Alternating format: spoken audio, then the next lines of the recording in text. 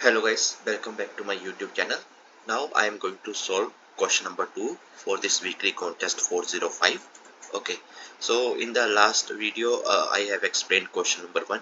So now let's move to the question number 2. Okay, so in this problem we have to generate binary strings without adjacent zeros. Okay, so you are given a positive integer n.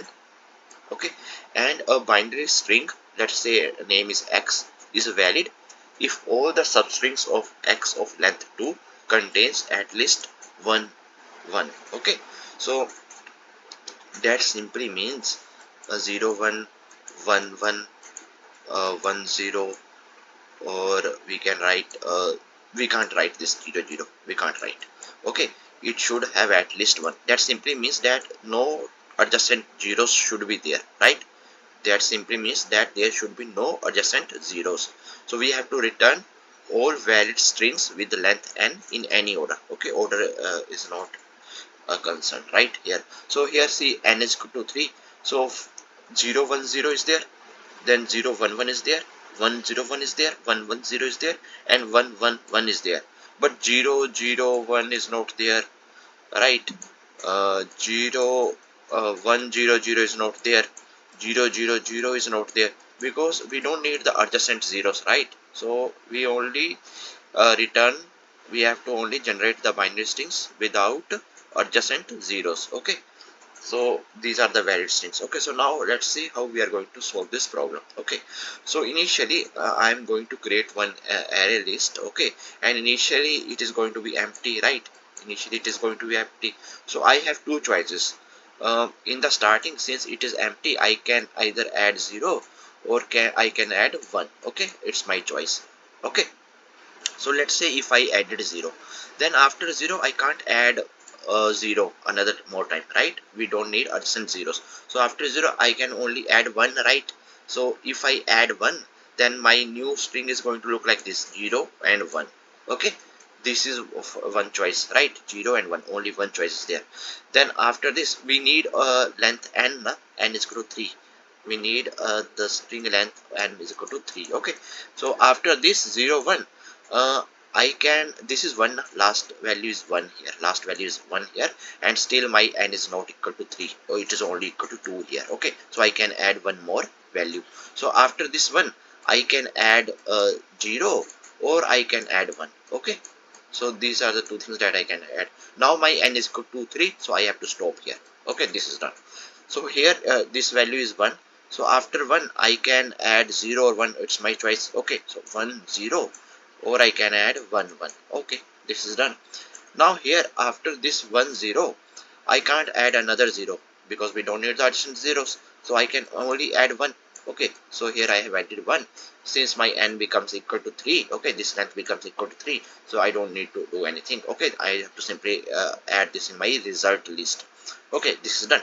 Then after here see 1 is there, so I can add 0 after this one, or I can add 1. Okay, that's it. I have added this too, and now my n becomes equal to 3 for this length, right? So I have to stop here. So see what are the results that I'm getting. 0 1 0, yes, 0 1 0 is there.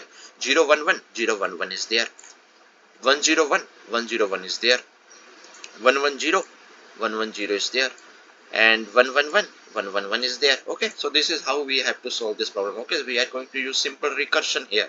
Okay, so every time, first initially here I am going to check if my current list is empty. Okay, then I have two options: I can add 0 or 1.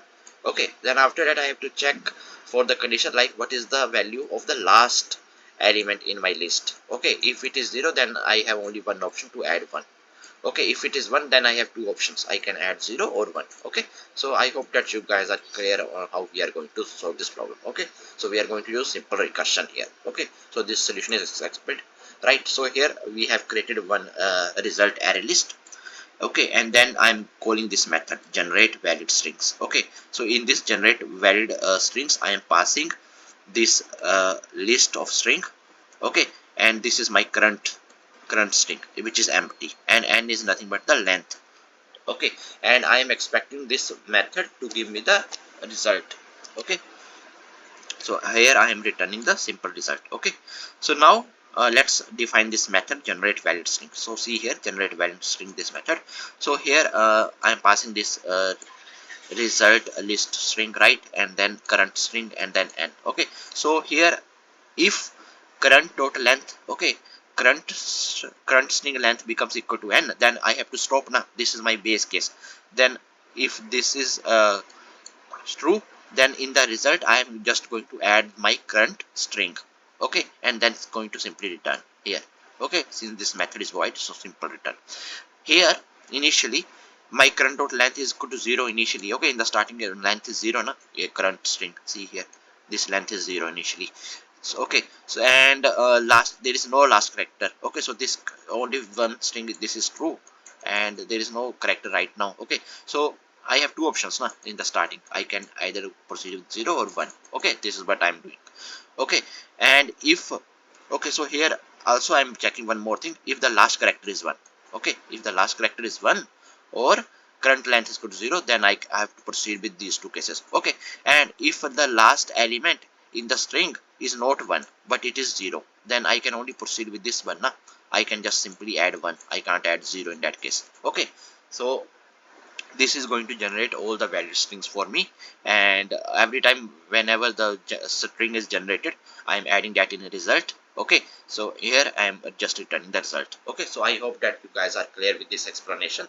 Okay, so please like this video and subscribe my YouTube channel, and if you guys need the solution of any other question of weekly code test 405, then please comment it out. I will try my best to explain that problem in some time. Okay, so meet you guys in the next video. Thank you, bye bye.